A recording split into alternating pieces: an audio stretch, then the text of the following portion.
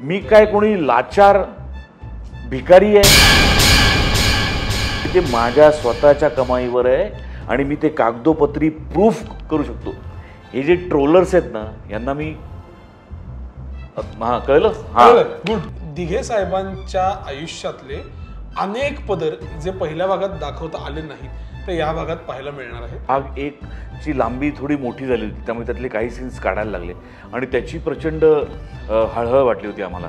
त्यांच्या प्रत्येक एका दिवसावर चित्रपट होऊ शकतो एवढं ते डायनॅमिक आयुष्य जगायचे रोज. म्हणजे मला असं वाटतं 3, 4, 5, 6, 10, 15 भाग केले तरी त्यांचं काम संपणार नाहीये.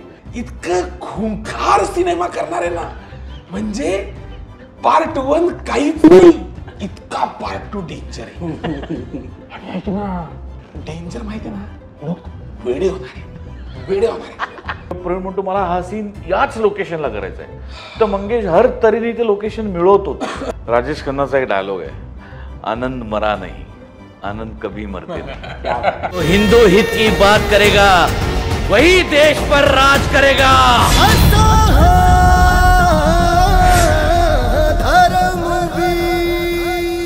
नमस्कार, मी निलेश. लोकमत फिल्मीमध्ये तुम्हा सगळ्यांचं खूप खूप स्वागत. सध्या सगळीकडे चर्चा आहे ती फक्त धर्मवीर 2ची. धर्मवीरच्या अफाट यशानंतर आता धर्मवीर 2 आपल्या सगळ्यांच्या भेटीला येतोय आणि याच निमित्तानं या चित्रपटातील कलाकार अभिनेता प्रसाद ओक आणि अभिनेता क्षितिज दाते आपल्या लोकमतच्या स्टुडिओमध्ये आलेले आहेत. प्रसाद दादा, क्षितिज, तुमचं खूप खूप स्वागत लोकमतमध्ये. धन्यवाद. सध्या सगळीकडे धर्मवीरचं वातावरण, धर्मवीर 2चं वातावरण आहे, सगळीकडे चर्चा आहे. कसं सुरू आहे प्रमोशन, काय सुरू आहे धावपळ? अरे जोरदार प्रमोशन सुरू आहे, जोरदार धावपळ चालू आहे. गणपतीचा माहोल आहे सगळीकडे. सो रोज 5-5, 6-6 मंडळांना भेटी होत आहेत पुण्यात, मुंबईत. पण भारी वाटतंय, कारण जेवढा बाप्पाचा आशीर्वाद मिळेल तेवढं यश नक्की आहे. क्षितिज, कसं एन्जॉय करतोय हे सगळं? म्हणजे धर्मवीरला तर तुम्ही केलंच ते सगळं, पण आता पुन्हा धर्मवीर 2च्या निमित्ताने, कारण तेव्हाचा काळ वेगळा होता, आता गणेशोत्सव आहे आणि अरे खूप एन्जॉयबल आहे. आणि तरी एक डेंजर माणूस नाही आज आमच्या बरोबर, प्रवीण तरडे. पण ते असले की आणखीच धमाल असते. पण खूप छान. आमचंही सगळं जे आम्ही केलंय ते आता लेट आउट होते सगळं. आम्ही सगळं सांगतोय, अनुभव सेटवरचे, सिनेमाविषयी बोलतोय सगळीकडे. त्यामुळे खऱ्या अर्थाने आता मन पूर्ण धर्मवीरमय झालेलं आहे. अगदी. आणि जेव्हा धर्मवीर 2चा विषय येतो तेव्हा अर्थात प्रेक्षकांमध्ये अनेक कंड्या पिकल्या जातात, अनेक अफवा असतात. त्यातलंच एक म्हणजे धर्मवीर 2 का पुढे गेला, हा सगळ्यात प्रेक्षकांना मोठा पडलेला प्रश्न आहे. त्यामुळे मला असं वाटतं की आपल्या लोकमतच्या माध्यमातून तुम्ही दोघांनी त्याचं प्रतिनिधित्व करून सांगावं की प्रेक्षकांना की का डिले. अर्थात त्यांची उत्सुकता होती, ते वाट बघत होते. सो मला असं वाटतं की प्रसादा, तू याविषयी बोलावंस की धर्मवीरची आधीची तारीख ठरली होती 9 ऑगस्ट आणि साधारण त्याच्या आधी बरोबर 1 आठवडा 10 दिवस आधी प्रचंड मोठा पूर आला आणि प्रचंड महाराष्ट्रातल्या अनेक भागात खूप नुकसान झालं. खूप लोकांची घरं पाण्याखाली होती आणि अशा परिस्थितीत चित्रपट प्रदर्शित करावा हे काही उचित नाही असं मंगेशला अत्यंत प्रामाणिकपणे वाटलं की लोक इतक्या त्रासात, इतक्या दुःखात असताना आपण आपला सिनेमा, बरं तोही अशा माणसाचा जो आयुष्यभर लोकांच्या सुखासाठी, त्यांना त्रासातून मुक्त करण्यासाठी झटला, त्यांच्यावरचा चित्रपट अशा वेळेला आणणं योग्य नाही असं त्याला वाटलं. त्यामुळे त्यांनी हा डिसिजन घेतला की आपण 1 महिना पुढे जाऊया, ही सगळी परिस्थिती निवळू दे, सगळं बरं होऊ दे सगळ्यांचं आणि मग पिक्चर आणू. अगदी. आता अखेर चित्रपट रिलीज होतोय 27 सप्टेंबर रोजी. सगळे वाट बघतायत. आणखीन एक मुद्दा तो म्हणजे धर्मवीर 2. धर्मवीर तर सगळ्यांनी पाहिला, आनंद दिघेंचं चरित्र लोकांपर्यंत पोहोचलं. आता लोकांना उत्सुकता आहे ते म्हणजे धर्मवीर 2मध्ये नेमकं काय आहे, त्याच्याविषयी बऱ्याच चर्चा आहेत आणि तुम्हा दोघांकडून मला ऐकायचं आहे, तू तुझ्या पॉईंट ऑफ व्ह्यूने धर्मवीर 2 नेमका काय आहे? नेमका काय आहे हे अर्थातच तुम्ही सिनेमा पहा, मग तुम्हाला लक्षात येईल. पण एवढं मी खात्रीने सांगतो, आणि हे मी प्रमोशन करायचं म्हणून चांगलं बोलतोय असे नाही म्हणते, आम्ही खपलोय आणि शूट केलंय म्हणून सांगतोय. आम्हाला माहिती आहे की आधीपेक्षा खूप जास्त पॉवरफुल आणि खूप जास्त मनोरंजक सिनेमा हा आहे. तर धर्मवीर 2 नक्की काय आहे, तर 100% अधिक एंटरटेनिंग आहे. आणि दिघे साहेबांच्या आयुष्यातले अनेक पदर जे पहिल्या भागात दाखवता आले नाहीत ते या भागात पाहायला मिळणार आहेत. जे प्रवीण सर म्हणतात की त्यांच्या प्रत्येक एका दिवसावर चित्रपट होऊ शकतो एवढं ते डायनॅमिक आयुष्य जगायचे रोज. किती माणसं त्यांच्या भोवताली असायची, किती कामं एका दिवसात ते पार पाडायचे, किती ठिकाणी जायचे, किती लोकांना भेटायचे. आणि तेच जाणून घेणं इतकं ड्रॅमॅटिक आहे की खरंच भाग एक म्हणजे 2.5-3 तासात आम्ही मृत्यूपर्यंत दाखवली ना गोष्ट, पण सगळं तर नाही दाखवू शकत. एक पूर्णत्वास न्यावा अनुभव म्हणून ते तिथपर्यंत दाखवलं. पण त्यांच्या जीवनातले अनेक पदर, अनंत पदर असे आहेत जे दाखवताच आलेले नाहीयेत. तर ते भाग 2 मध्ये त्याचा समावेश आहे. प्रसाद दादा? मम ॲब्सोल्युटली. म्हणजे जेव्हा भाग 1 संपला, भाग 1 ची लांबी थोडी मोठी झाली होती, त्यामुळे त्यातले काही सीन्स काढायला लागले आणि त्याची प्रचंड हळहळ वाटली होती आम्हाला की अरे हे सीन्स पाहिजे होते, ते या निमित्ताने पुन्हा दाखवता येतील लोकांना भाग 2च्या निमित्ताने. आणि इतकं अफाट काम आहे दिघे साहेबांचं की भाग 2 म्हणजे मला असं वाटतं 3, 4, 5, 6, 10, 15 भाग केले तरी त्यांचं काम संपणार नाही आहे. एवढा आवाका आहे कामाचा आणि इतकं अफाट काम आहे. वेगवेगळ्या दिशेला, वेगवेगळ्या स्तरातल्या समाजातल्या लोकांना त्यांनी हर तऱ्हेने मदत केलेली आहे की त्यांच्याकडे जो माणूस न्याय मागायला आला किंवा मदत मागायला आला तो कधीही रिकाम्या हाताने गेला नाही, असं सांगणारी लाखो माणसं आम्हाला भेटली आहेत. सो वेगवेगळ्या पद्धतीने लोकांसाठी इतकं काम केलं आहे दिघे साहेबांनी. तर त्यातल्या जे ठळक कामं आहेत, खूप महत्त्वाची कामं आहेत, ज्याच्यामुळे समाजाला, पर्टिक्युलर त्या माणसापेक्षा समाजाला त्याचा प्रचंड फायदा झाला, अशा गोष्टी भाग 2 मध्ये अधोरेखित केलेल्या आहेत प्रवीणनी, लेखक दिग्दर्शक म्हणून आम्ही त्या पोचवण्याचा प्रयत्न करतो. आता धर्मवीर 2चा ट्रेलर सगळ्यांनी पाहिला. त्या ट्रेलरचं खूप कौतुक झालं. पहिला भाग जेव्हा प्रदर्शित झाला तेव्हा तुमचं खूप कौतुक झालं, तुझंही झालं. पण या भागात तू अगदीच म्हणजे हुबेहूब एकनाथ शिंदे साहेबांसारखा दिसलास आणि अगदी तुझी भूमिका तितकीच प्रभावी होती. धर्मवीर 2च्या ट्रेलर नंतर काय प्रतिक्रिया आला, काय अनुभव होता, लोकांकडनं काय पावत्या मिळाल्या का? हा, हे तू सांगावस, कारण अरे खूप खूप चांगला रिस्पॉन्स आला रे. म्हणजे गंमत काय आहे, आधी पण होतोच की मी पार्ट 1 मध्ये दिसलोय या लुक मध्ये, पण पार्ट 2 म्हणल्यावर सगळ्यांनीच खुंट्या बळकट केल्या स्वतःच्या. तसंच मेकअप कॉस्ट्युम डिपार्टमेंटने सुद्धा अधिक पॉलिश्ड लुक केला. त्यामुळे काय झालं, ते अचानक मी छोटे 2च शॉट्स आहेत माझे या ट्रेलरमध्ये, पण त्याचा प्रभाव खूप चांगला पडला असं माझ्या लक्षात आलं. खूप लोकांनी रिस्पॉन्ड केलं, बॉडी लँग्वेज किती वाटतोय. आणि 1-2घांनी ऍक्च्युली ही प्रतिक्रिया दिली. माझा मित्र आहे, ऍक्टर मित्र आहे एक माझा, त्यांनी ऍक्च्युली मला हे फोन करून विचारलं की अरे शिंदे साहेबांनी कसं काय काम केलं पिक्चर मध्ये.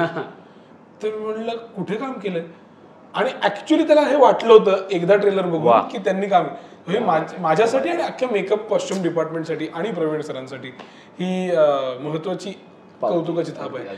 तर खूप चांगलाच रिस्पॉन्स मिळालाय. आणि ते प्रवीण सर आहेत, ते एकच वाक्य देतात पण ते शूट करतात, त्यामुळे तसंही झालंय. प्रसाद दादा, मगाशी आपण गणेशोत्सवावरती बोलत होतो की तू आता प्रमोशनच्या निमित्ताने सगळीकडे फिरतोय, तू पुण्याचा आहेस, मुंबईतल्याही मंडळांना भेट देतोय, हे कसं एन्जॉय करतोय किंवा मुंबईतला गणेशोत्सव तुला कसा वाटतो? मी मगाशी पण कुठेतरी सांगितलं असं की मला या दोन्हीची सांगड घालताना फार मला मजा येते की पुण्यात ज्या काळात मी जन्माला आलो किंवा शिकलो, मोठा झालो, त्या काळात पुण्यामध्ये मुंबईसारख्या मूर्त्यांचं फॅड नव्हतं. पुण्यातल्या मूर्त्या बैठ्या असायच्या, अजूनही असतात कित्येक 70-80% मंडळांच्या, पण मुंबईच्या ज्या उभ्या किंवा प्रचंड महाकाय विशाल मूर्त्या, त्यांचं फार आकर्षण वाटायचं लहानपणी की एवढी मोठी मूर्ती कशी बसवत असतील मांडवात आणि त्याची विसर्जन मिरवणूक कशी निघते आणि कसा त्या बाप्पाला घेऊन लोक समुद्रापर्यंत जातात, हे सगळं फार थक्क करणारं वाटायचं. कारण तेव्हा काही एवढा मीडिया नव्हता किंवा टी व्ही नव्हता, पेपरात फोटो बघायचो, ते फोटो बघून पण असं वाटायचं की केवढी मूर्ती आहे असं. आणि आज जेव्हा त्या मूर्त्या जवळनं बघता येतात, त्यांच्यासमोर आरती करता येते, मला असं वाटतं की हा देवाने आशीर्वादाचा एक टप्पा माझ्या आयुष्यातला पूर्ण केला आहे की जे तू लांबून बघत होतास पेपरात, ते तुला प्रत्यक्ष दाखवतो. क्षितिजा, आता तू मगाशी प्रवीण सरांचा उल्लेख केला, प्रवीण तरडेंचा. तू त्यांच्यासोबत याच्या आधी खूप सिनेमे केलेले. त्यांच्यासोबत काम करणं ही खरं तर अनेकांची इच्छा असते, अनेकांचं ते बकेट लिस्ट असते. प्रवीण दादांसोबतचा कामाचा अनुभव कसा आहे, काय सांगशील त्यांच्याविषयी? अरे त्यांच्यासारखं पॅशन शोधून सापडणार नाही, हो की नाही? म्हणजे एकदा त्याच्यासारखं बोलून दाखव प्लीज. हा फार अप्रतिम नक्कल करतो त्याची. अरे मग त्यांची पॅशन आणि त्यांचं इन्स्टिंग. आत्ता इथे बाहेर आम्ही बसलो होतो तेव्हा त्यांचं एक इंटरव्ह्यू मधलं ऐकलं होतं, इतकं खुंखार सिनेमा करणार आहे ना, म्हणजे पार्ट 1 काहीच नाही, इतका पार्ट 2 डेंजर आहे. आणि ऐक ना, डेंजर माहिती आहे ना, लोक वेडे होणार आहेत. या पॉवर मध्ये ते पूर्ण दिवस असतात. म्हणजे काही शिफ्ट आमच्या अशा 20-20, 22-22 तासांच्या झाल्यात. आणि ते संपल्यानंतर आम्हाला कळलं आपण 20 तास शूटिंग करतो. इतकी त्याची एनर्जी आहे प्रवीणची, आणि इतकी पॉझिटिव्ह एनर्जी आहे की कळतच नाही आपण किती तास शूटिंग करतोय. हो यार, आणि शेवटच्या तासापर्यंत त्यांची एनर्जी हीच असते. आले तसेच जातात ते घरी. वर जाताना उलट मिसळ खायची का वगैरे म्हणतात. त्याची आपल्याला काही क्षमता नसते, आपल्याला पलंग दिसत असतो फक्त. तर ही एकतर त्यांची एनर्जी प्रचंड आहे आणि he is blessed with that energy. आणि त्याच्यात त्यांना जे सुचतं ते खूप खास आहे रे. म्हणजे तुलनेचा भाग नाही, अर्थातच प्रत्येकाची आपापली क्षमता असते आणि पॉवर सेंटर्स असतात आपापली, पण त्यांच्यासारखं दुसरं कोणी नाहीये असं मला वाटतं. म्हणजे शब्दांशी ज्या पद्धतीने खेळतो तो, किंवा सरस्वती ज्या पद्धतीने प्रसन्न आहे त्याच्यावर, ते अमेझिंग आहे. म्हणजे आत्ताच्या याच्यातला डायलॉग बघ त्यांनी जो लिहिलाय प्रवीणनी, की काय आहे हिंदुत्व? मराठ्याच्या तलवारीत, ब्राह्मणाच्या शेंडीत, माळ्याच्या भाजीत, कुंभाराच्या मातीत आणि मातंगाच्या वज्रमुठीत हिंदुत्व आहे. 18 पगड जाती जमातींनी एकमेकांना करकचून मारलेल्या मिठीत हिंदुत्व आहे. तर हे जे सुचणं आहे त्याचं, ते अमेझिंग आहे, अमेझिंग. आणि आता तुला एक सिक्रेट सांगतो. हे सगळं ऐकल्यावर अर्थातच लोकांना हे वाटतं की किती काळ बसून तो शब्द त्यांनी मोजून मापून ते तसं आहेच, अविचारी यातलं काहीच नाही. पण हे सगळं ओघाने येतं आणि लास्ट मोमेंट येतं. त्यांच्या सिनेमातले बहुतांश प्रसिद्ध होणारे, ज्याच्यावर व्हिडिओज बनतात, रील्स बनतात आणि असे लोकांमध्ये पसरणारे जे संवाद आहेत, ते अक्षरशः आम्ही फर्स्ट हँड अनुभवले की ते लास्ट मोमेंट ऍडिशन्स शूट करतात, ऑन रोल ते चालू असताना सांगितलेले डायलॉग आहेत कित्येक. हो, मुळशी पॅटर्न मध्ये असंच आहे. ओमचे सगळे फेमस झाले डायलॉग्स, आमचे सगळेच हे ऍक्च्युअली लास्ट मोमेंट सांगितलेले आहेत. आणि त्यांना तो कॉन्फिडन्स आहे बाबा. ते काय म्हणजे अनमॅच्ड पॉवर आहे ती त्यांची. माणूस वेगळा आहे, भारी माणूस. प्रसाद, तुमची टीम पण, म्हणजे प्रवीण सरच नाही, तुमची पूर्ण टीमच दमदार होती. मंगेश दादा असेल, सगळ्यांची टीम. एकूण या टीम सोबत आता तुझा दुसरा भाग, म्हणजे पहिला भाग आता दुसरा भाग, कसा अनुभव होता? टीम कशी आहे? टीम विषयी काय? अप्रतिम टीम होती. पहिल्या भागामध्ये आमच्या केदार गायकवाडनी सिनेमॅटोग्राफी केली होती. या भागात त्याचेच गुरु म्हणजे महेश लिमये सिनेमॅटोग्राफर आहेत. त्यामुळे अजून एक उजाळा मिळाल्यासारखा चित्रपट दिसेल. महेशच्या कॅमेराबद्दल मी काय बोलायचं, अप्रतिम. त्याचा कॅमेरा जेवढा ॲक्टर बोलतो तेवढाच त्याचा कॅमेरा पण बोलतो. त्यामुळे एक वेगळे व्हिज्युअल्स या निमित्ताने दिसतील आपल्याला. आणि मंगेश धर्मवीर भाग 1च्या निमित्ताने निर्माता म्हणून त्याचा प्रवास सुरू झाला, पण तोही थक्क करणार आहे. कारण एक अत्यंत अनकॉम्प्रोमाइज्ड निर्माता मंगेशच्या रूपाने आपल्याला मिळाला आहे.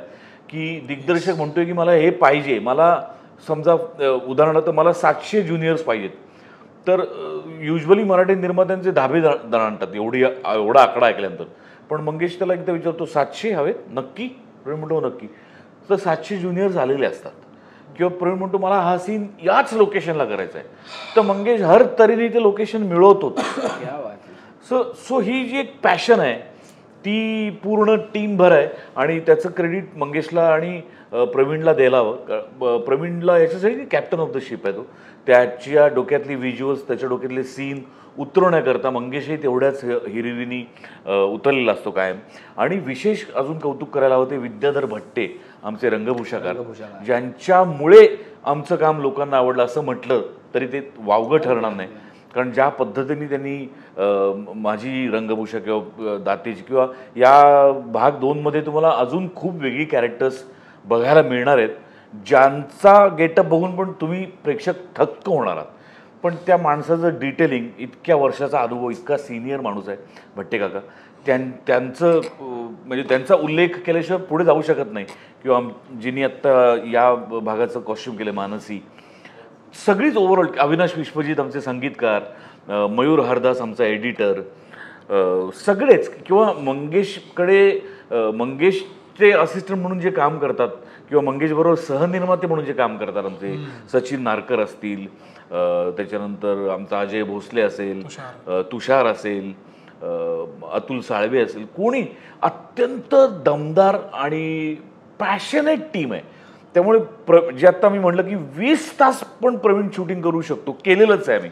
त्या 20 तासात कुठल्याच डिपार्टमेंटचा एकही माणूस थकलेला आम्ही आजपर्यंत पाहिला नाही. आणि असं युनिट मिळायला भाग्य लागतं. म्हणजे पूर्ण टीमच ऑन टोज, पूर्ण टीम. पण आज आपल्यामध्ये दिघे साहेब तर नाही आहेत, पण एकनाथ शिंदे साहेब आहेत की ज्यांचं कॅरेक्टरही या सिनेमात आहे आणि ओव्हरऑल या कन्सेप्टवरती त्यांनी बऱ्यापैकी काम केलेलं आहे. शिंदे साहेबांचा या सिनेमाला कसा सपोर्ट होता किंवा कुठे कुठे त्यांची मदत झाली, ते कशा रूपाने तुमच्या सोबत होते ह्या प्रोसेसमध्ये? नाही, तसं हे बघ, म्हणजे आता अर्थात त्यांचे ते पट्टशिष्य आहेत, ही गोष्ट तर उघड आहे. पण असा त्यांचा प्रत्यक्ष सहभाग या चित्रपटात तसा नाही आहे.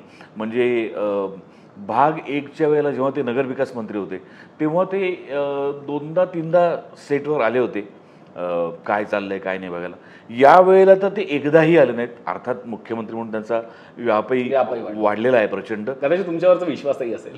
मे बी या अँगलने आम्हीच पाहिलं नाही कधी, पण आता तू वेगळ्या अँगलने बघतोस त्यामुळे असंही असेल कदाचित.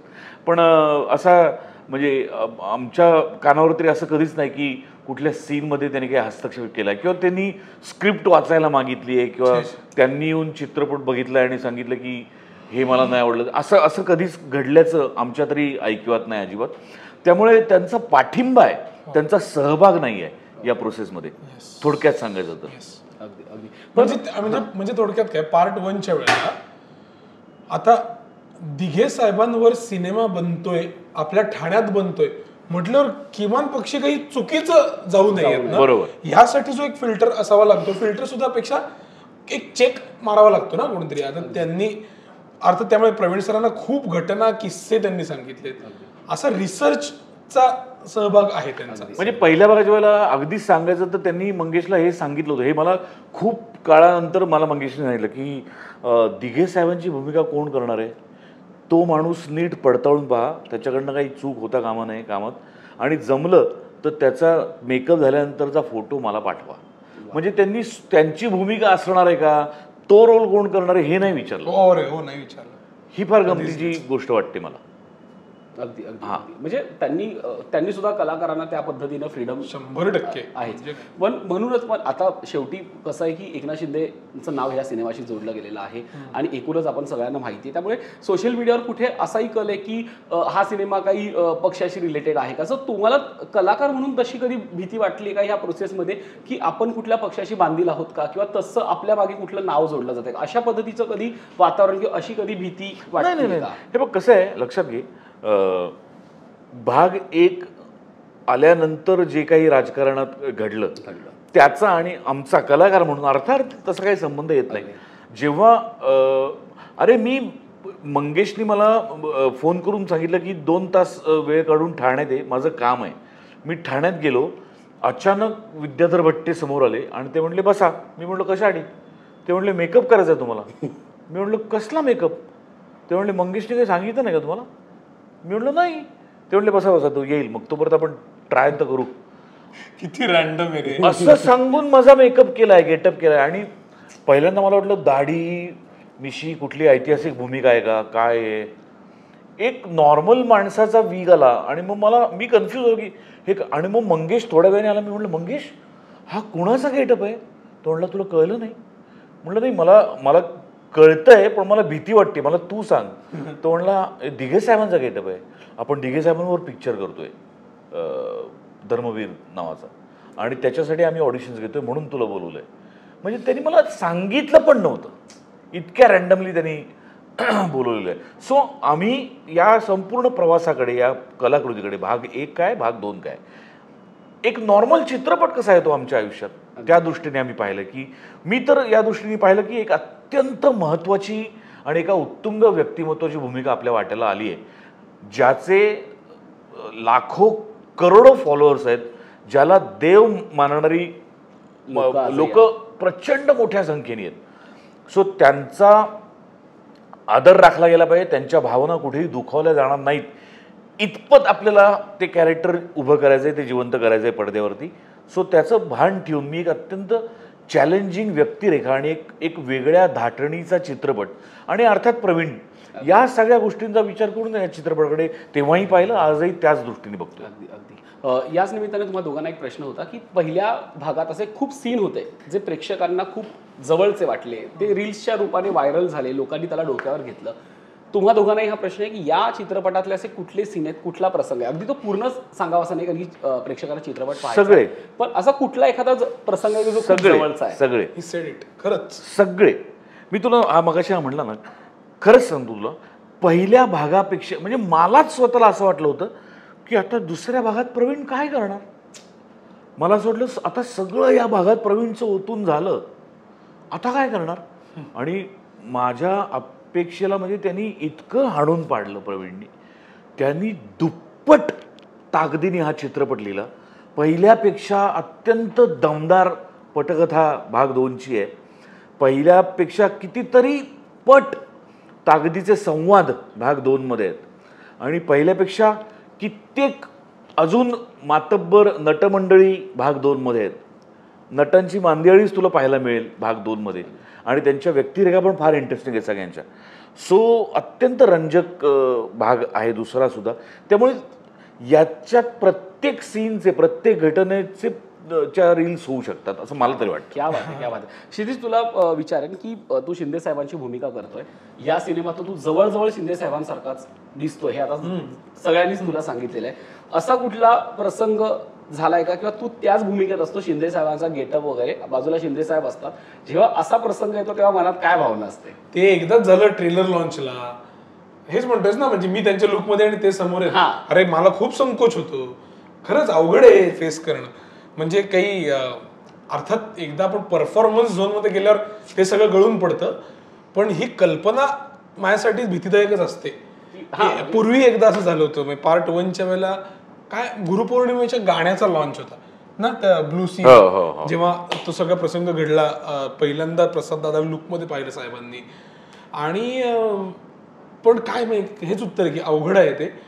पण शिंदे साहेबांचं क्रेडिट हे त्यातलं की ते कायम स्वागत करतात त्या अशा ड्रामाचं, आणि ते सहभागी पण होतात. जे ट्रेलर लॉन्चला त्यांनी अचानक मी हार घातला, हा, मग स्पर ऑफ द मोमेंट ते बोलवणं झालं, ते आले स्टेजवर आणि त्यांनी ते सगळं केलं, आणि मग ती इमेज लोकांनी खूप पाहिली की प्रसाद दादामध्ये आणि आम्ही दोघं शेजारी आहोत त्याच्यात.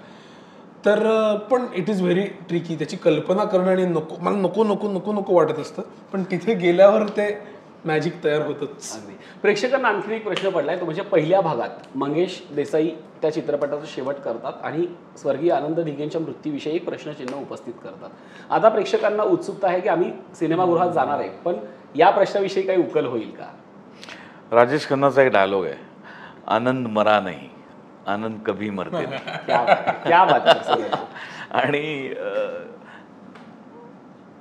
आनंद दिघे साहेबांचं काम एवढं मोठं आहे की देहरूपी जरी ते नसतील आपल्यात, तरी त्यांचे विचार, त्यांचं काम, त्यांचे शिष्य, त्यांचा वारसा आजही आपल्या सोबत आहे, आणि तोच काही काही अंशी तुम्हाला चित्रपटात पाहायला मिळणार आहे.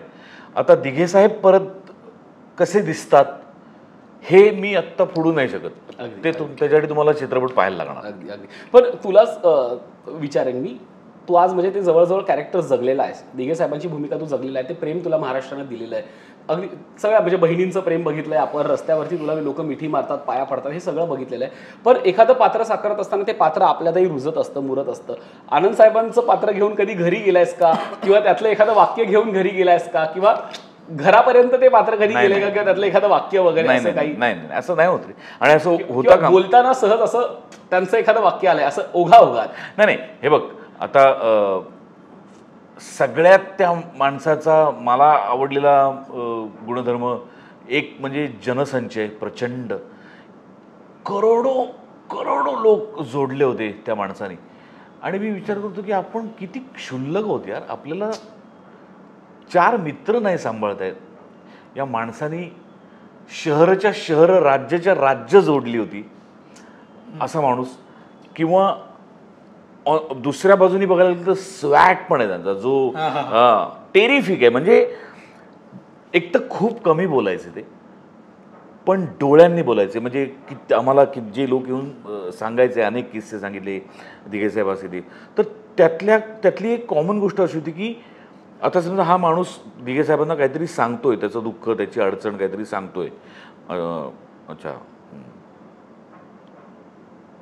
एवढंच करायचे.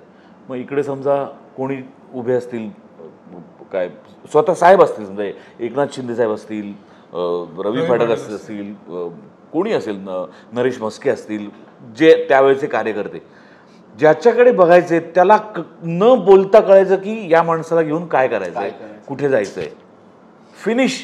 सांगायचे पण नाहीत रे की काय कर. या पद्धतीने दरारा म्हणजे फक्त दरारा नाही, खूप वेळ असते. त्यामुळे मी कधीतरी स्वॅग द्यायचा असेल तर गमतीत मित्र म्हणतो की जंगलात राहून वाघाशी आणि महाराष्ट्रात राहून मायाशी वैर नाही घ्यायचं. क्या बात आहे, क्या बात आहे. क्षितिज, तुला विचारेल, धर्मवीरनं काय दिलं? अभिनेता म्हणून खूप विश्वास दिला, जेन्युइनली. आणि खरंच सांगतो, अनेकांचं क्रेडिट आहे, पण प्रवीण सरांचं सगळ्यात मोठं क्रेडिट आहे यामध्ये. ते तुम्हाला परफॉर्मन्सला एक इतका मोठा स्पेक्ट्रम ऑफर करतात ना. मगाशीच आम्ही याविषयी बोलत होतो की अनेक इंटरेस्टिंग भूमिका माझ्या नशिबाने माझ्या वाट्याला आल्या आहेत, पण इतकी वाईड रेंज ऑफ इमोशन्स, इतके डायनॅमिक आणि वेगळेच मनातही येऊ शकणार नाही असे प्रसंग त्यांनी एका हयात आणि कार्यरत व्यक्तीचं चरित्र मला साकार करताना दिलेलं आहे. तर हे माझ्यासाठी खूप समृद्ध करणार आहे, पहिली गोष्ट. दुसरी गोष्ट, माझं आत्ता जे काही वय आहे ते एकनाथ शिंदे साहेबांच्या पेक्षा खूप लहान आहे. म्हणून जे मगाशी प्रसाद दादा म्हणाला की त्यांनी कधी या कास्टिंग किंवा कशात हस्तक्षेप केला नाही, याचं हे मुख्य उदाहरण आहे की ते म्हणू शकले असते समवयीन, अजून माझ्या लुक्सच्या जवळ जाणारा, मग दाखवा मला कसं करतोय काय, या कशातही तेही पडले नाहीत. आणि प्रवीण सरांनी हा विश्वास टाकला माझ्यावर की तू शिंदे साहेबांची भूमिका कर. मला अजूनही हसल्याचं आठवतोय, विनोद वणवे आमचा मित्र त्याशी फोनवर बोलताना की अरे काही काय बोलतोय विनोद, अरे नाही खरंच म्हणतायत सर तसं की तू ते लुक करून. अरे पाठवतो मी फोटो, पण बरं ठीक आहे पाठवतो. एवढं डल टॉक झाला होता त्याचा. I did not ever imagine की it will turn into something like this. So मला नट म्हणून खूप विश्वास दिला शक्यतो, आणि ज्यात काही गैर नाही, म्हणजे पुन्हा त्यात दुसऱ्यांना कोणाला कमी लेखायचा प्रश्न नाही, पण समवयीन भूमिका युजली आपल्याकडे कास्टिंग असं होतं की अरे एक असं आहे सेम निलेश सारखं पात्र, निलेशला घे, पण मग सेम त्यासारखं घ्यायचं असेल मग कशाला त्याला घेत आहे. पोर्ट्रेल ज्याला जमेल त्याला घ्या ना, म्हणजे ज्याला मजा येईल ते करायला. तर ते मला इथे करायला मिळालं की टोटली भिन्न, माझं भावविश्व वेगळंच आहे, माझं जगणं वेगळंच आहे, माझं वय वेगळंच आहे, आणि हे करतोय. सो खूप नट म्हणून विश्वास दिला मला या भूमिकेने, या सिनेमाने. क्या बात आहे. प्रसाद, आता तुला थोडा वेगळा प्रश्न विचारेल. तुझी पोस्ट सध्या खूप चर्चेत आहे घरासंबंधीची, अनेक त्याच्यावरती सोशल मीडिया आणि ह्याच्यावरती बोललं जात आहे. काय प्रकरण होतं नेमकं, काय चुकलं, काय बरोबर आहे, काय आहे ते प्रकरण? नाही, प्रकरण काहीच नाही. लक्षात घे, 25-28 वर्ष झाली मला मुंबईत येऊन. सुरुवातीची काही वर्ष छोट्या भाड्याच्या छोट्या घरात राहिलोय. मग बायको आली, लग्न झालं, बायको आली, मुलं झाली, आणि हळूहळू स्वतःचं घर घेत गेलो. पण आता मुंबईत ज्या दिवशी बायकोला मी आणलं त्या दिवशीपासनं तिचं स्वप्न होतं की अंधेरीत घर घ्यायचं. क्या बात. जे तेव्हा तर थोडं म्हणजे स्वप्नाच्याही स्वप्नात नव्हतं की तेव्हा मी अंधेरीत घर घेईन. फक्त नाटक चालू होतं, एकही चॅनल नव्हता मी आलो तेव्हा. 96-97 सालची गोष्ट आहे. बरं, अगदी प्रामाणिकपणे सांगायचं तर मुंबईतल्या पहिल्या नाटकात मला 60 रुपये नाईट होती. 60. नंतर ती वर्षभरात वाढत वाढत 110 रुपयापर्यंत गेली. तर या कमाईमध्ये अंधेरीत घराचं स्वप्न पाहूच शकत नाही ना रे माणूस. पण आता जरा बऱ्यापैकी काम झालं, 90च्या वर मालिका झाल्या, 100च्या वर चित्रपट झाले, मुलं मोठी झाली, त्यांच्या वाटा शोधून त्यांचा प्रवास सुरू झाला. आता माझ्या असं लक्षात आलं की आता जर मी तिचं स्वप्न पूर्ण नाही करायचं तर कधी करायचं. हा एक सायमल्टेनियस ट्रॅक चालू होता. दुसरा सायमल्टेनियस ट्रॅक चालू झाला धर्मवीरचा. धर्मवीरमध्ये दिघासाहेबांच्या भूमिकेत प्रवीणने मला कास्ट केलं, ते फायनल झालं. धर्मवीर प्रचंड गाजला. धर्मवीरच्या लुक लॉन्चलाच शिंदेसाहेब माझ्या पाया पडले किंवा आत्ताच्या ट्रेलर लॉन्चला मी त्यांच्या खांद्यावर आठवलं. ते भूमिकेतलं आहे, लोकांना ते कळत नाही की ती भूमिका आहे माझी. नॉर्मल जर का शिंदे आता तर ते मुख्यमंत्री, तेव्हा नगरविकास, तर मी नाही असं करू शकत. तो मोठा माणूस आहे. पण जेव्हा मी दिघे साहेबांच्या गेटअपमध्ये आहे तेव्हा मी मोठा आहे ना, तो मला ते करणं भाग आहे. अशा 2-3 गोष्टी झाल्या आणि लोकांना अचानक असं वाटायला लागलं की मी भयंकर त्यांच्या जवळच आहे. तुला मी गंमत सांगतो, या 3 वर्षाच्या प्रवासात ते 2दा ते 3दा बोललेत माझ्याशी. 2दा ते 3दा. तुझ्याशी किती वेळा बोललेत? तितपतच असेल. एक तर तो माणूस बोलत नाही, खूप कमी बोलतो. आणि मंगेश किंवा प्रवीण जेवढे त्यांच्या जवळचे आहेत तेवढे आम्ही जवळचे नाही होत त्यांच्या. आम्ही मंगेशच्या जवळचे आहोत, प्रवीणच्या जवळचे आहोत. आणि मी मगाशी म्हटलं त्यांचा सहभागच नाही आहे या कशात किंवा कुठल्याच भागात. मी 25-28 वर्ष राबून घासून थोडी पुंजी बाजूला करून माझ्या बायकोचं स्वप्न साकार करण्यासाठी झटतोय, मरतोय, तडफडतोय. ते कसं तरी मी साध्य केलं. जे तिला हवं होतं ते 25-28 वर्ष लागली मला ते साध्य करायला, पण मी केलं तिच्या आनंदासाठी. घर घेतलं मी अंधेरीत मोठं. लोक म्हणायला लागले की हे शासकीय कोट्यातनं मिळालंय. असं म्हणताय? तुला धक्का बसेल, ज्यांना मी माझे जवळचे मित्र मानतो या इंडस्ट्रीतले, त्यांनीच असं पसरवलं की हे काय साहेबांनी दिलं असेल, हे काय शासकीय कोट्यातनं मिळालं असेल. अरे कशा करता? अरे यार, मी काय कोणी लाचार भिकारी आहे का? मी काय आहे? मला स्वाभिमान आहे. मला असं कोणी दिलेलं घर नकोय. मला माझ्या बायकोचं स्वप्न पूर्ण करायचं आहे म्हणून मी ते घर घेतलंय. आणि ते माझ्या स्वतःच्या कमाईवर आहे आणि मी ते कागदोपत्री प्रूफ करू शकतो. हे जे ट्रोलर्स आहेत ना, यांना मी कळलं? गुड. मला काही फरक पण नाही. मी ते वाचत पण नाही कारण ते माझं घर चालवायला येणार नाही आहेत.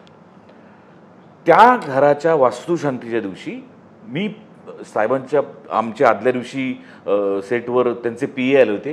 तर मी म्हटलं उद्या वास्तुशांत आहे तर येतील का साहेब? ते म्हणले तुमच्या घराची वास्तुशांत आहे? म्हटलं हो. नव्या घराची? म्हटलं का नाही येणार? येणार. मी म्हटलं बरं, म्हणजे आले साहेब तर मला आवडेल. साहेब सभा घेत होते किवळ्याला, रायगडमध्ये. माझा मुलगा लाईव्ह त्यांची सभा बघतोय न्यूज चॅनलवर. मला म्हटलं बाबा, अरे 9:30 वाजलेत रात्रीचे, ते रायगडात आहेत, आता कसे येतील? मी म्हटलं ठीक आहे. त्यांचे PA म्हणालेत की साहेब म्हणाले मी येणार. बर, तो आपलं सभा बघतोय.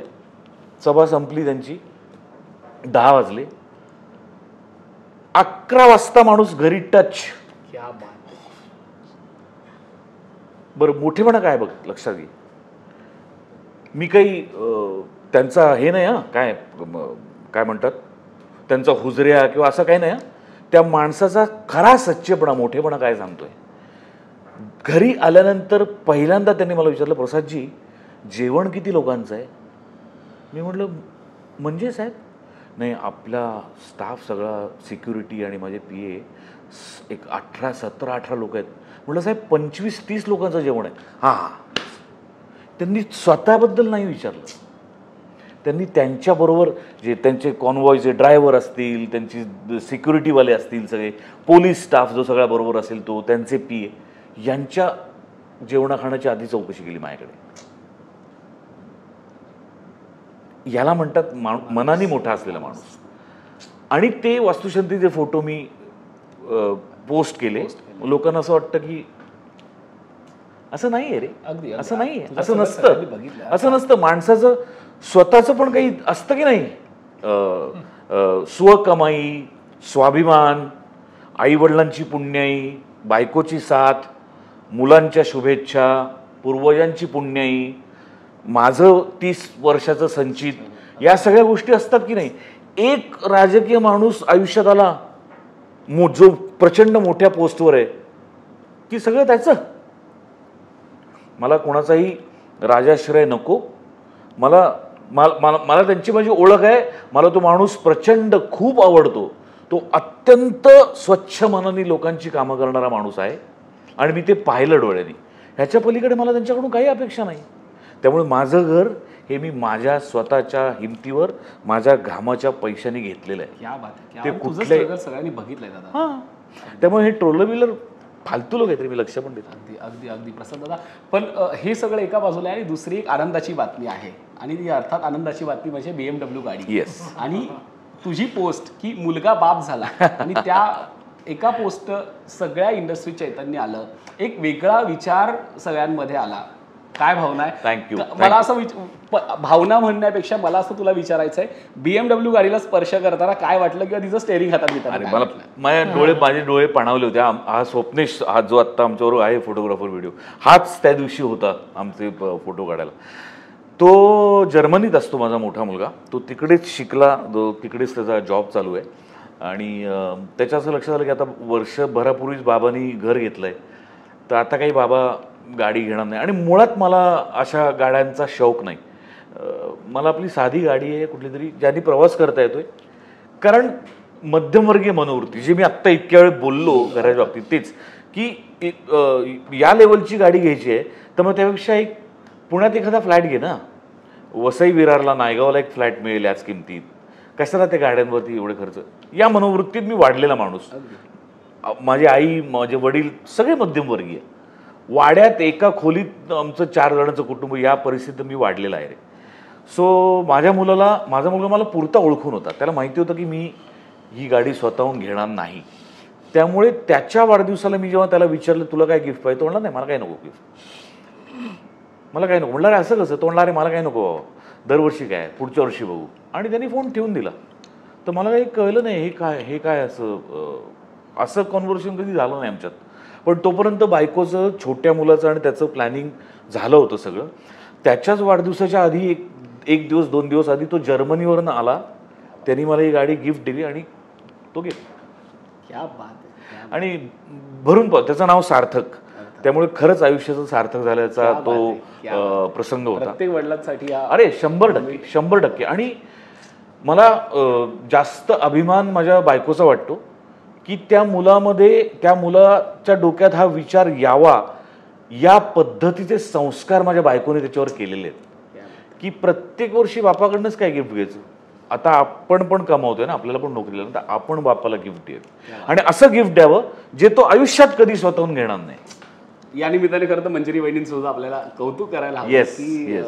त्या आता शूटमध्ये नाहीयेत, पण त्यांनी जर इंटरव्ह्यू बघितला तर त्यांचंही आपण खास कौतुक करायला हवं. इंटरव्ह्यू एका खूप छान टप्प्यावरती आहे. मला असं वाटतं की इथेच आपला एक गोड शेवट व्हायला हवा.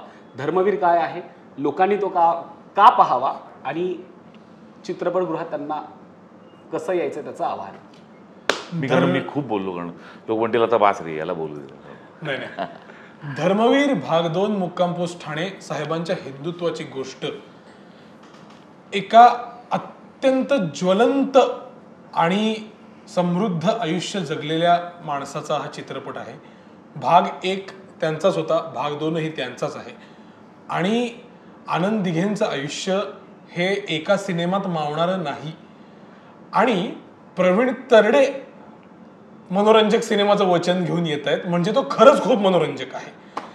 तर आवर्जून 27 सप्टेंबर पासून प्रत्येकाने जवळच्या चित्रपटगृहात हा सिनेमा पहा. आणि खरंच सांगतो, म्हणजे हा शब्द आहे आमचा, नट असलो तरी सुद्धा आमचा शब्द आहे हा, तुझ्या वतीने मी बोलतो की भाग 1 पेक्षा खूप जास्त रंजक सिनेमा हा असेल. आणि तुम्ही बाहेर येताना अनंत विचार मनात घेऊन याल आणि 100% इतरांना सांगाल की तुम्ही हा पिक्चर जाऊन बघा. तर यावर विश्वास ठेवा आणि 27 सप्टेंबरला जरूर पिक्चर थिएटरमध्ये जाऊन बघा. फक्त मराठीत नाही, हिंदीत सुद्धा, आणि फक्त महाराष्ट्रात नाही, फक्त भारतात नाही, जगभरात धर्मवीर भाग 2 रिलीज होतोय. क्या बात आहे. आणि लोकमत फिल्मीकडूनही धर्मवीर 2ला खूप खूप शुभेच्छा आणि प्रेक्षकांना आव्हान की हा चित्रपट आपण थिएटरमध्ये जाऊनच बघायचा. हो प्लीज.